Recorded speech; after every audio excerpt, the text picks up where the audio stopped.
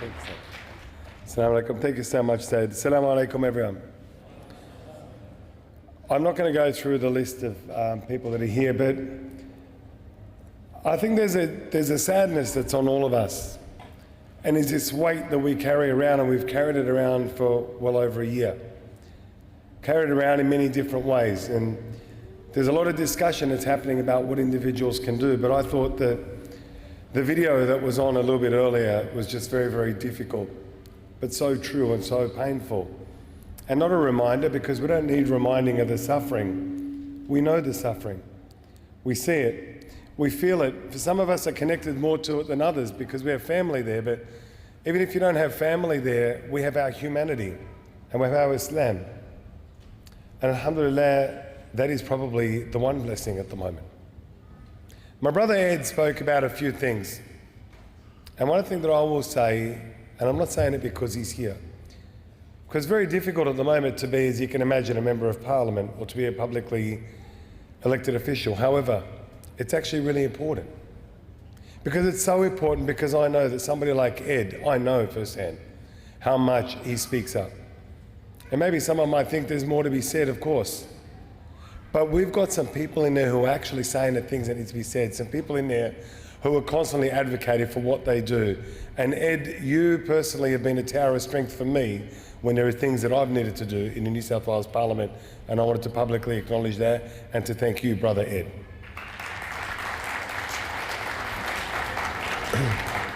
I also want to acknowledge we've got the Mayor and former Deputy Mayor of Canterbury Bankstown Council here. I know we've got other mayors as well, but a shout out to Canterbury Bankstown Council for being the first council in Australia to raise the Palestinian flag as a matter of solidarity with the people of Palestine.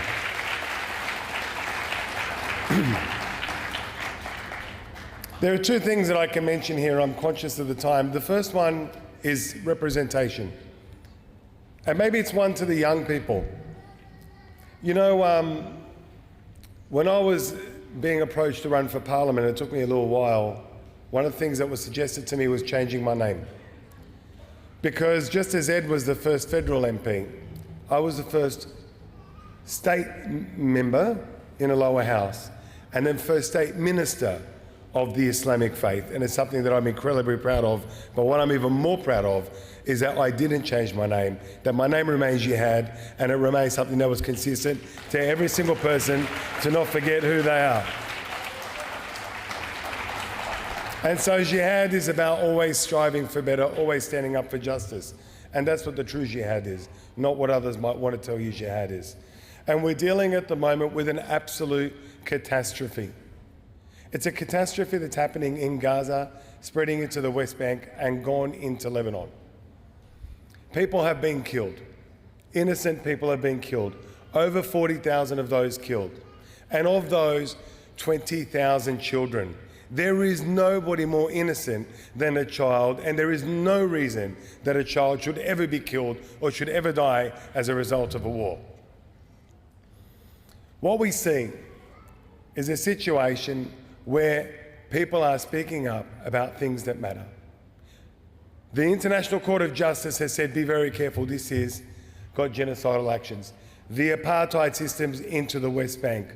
We will not settle and we will not stop advocating until there is a solution that sees a promised Palestinian state land right there where it belongs, right as soon as possible, that it doesn't go. And to that end where people ask, what do you do? Well, I proudly stood on the shoulders of all of this community and my friends and my colleagues when in our conference I was able to move a motion that was passed unanimously that Palestine should be recognised as an independent and as a sovereign state and as a matter of priority by the Australian government. And I couldn't have done that if it wasn't through your inspiration as a community that believes. Nothing takes away from the hurt, and nothing takes away from the pain, and nothing takes away from the suffering. And there's a question about representation that I said that I would talk about. And there's a lot of people who say, who's there speaking for us?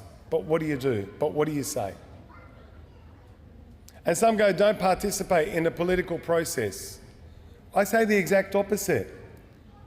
We must be a part of the political process. We must be part of the decision making. We must be a part of those discussions that are taking place.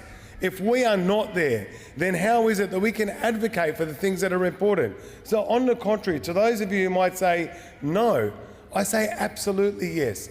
I say because it makes a big difference when we have a federal brother who's a member of cabinet, when we have somebody who's a state member of cabinet, we get to say our piece.